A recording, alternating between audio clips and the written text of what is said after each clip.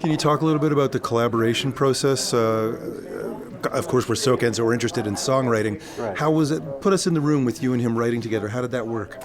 Johnny has a little setup in his house, and he'd go in there and he'd come up with an idea and record it to his voice recorder, and would either send it to me that way or would just come to my studio. We'd sit down and he'd start playing on the acoustic. I'd sit at the keyboard. We'd start fleshing it out together. A lot of the stuff that we did, we actually created a pretty fleshed out and arranged demo in that room, and then we would take it into the studio and have real players, overdub and replace some of the synthetic stuff, right? Right. But the whole process with Johnny is collaborative, right from the get-go. And my studio is a house. The control room is the living room.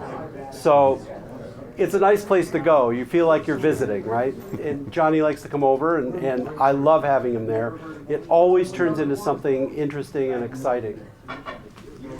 You've worked with so many amazing people. You've worked with Lou Reed, you've worked with Alice Cooper, Pink Floyd, all of these incredible artists. How does working with someone like a Johnny Reid compared? I mean, is he of that stature to you? Do you think he's of that caliber?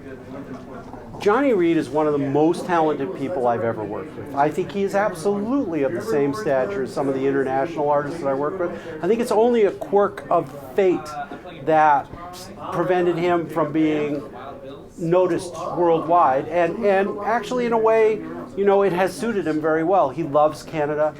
His family's here. He loves being here, and he's a Canadian citizen now.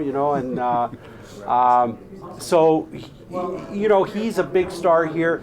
He is an enormously talented, world-class singer and songwriter.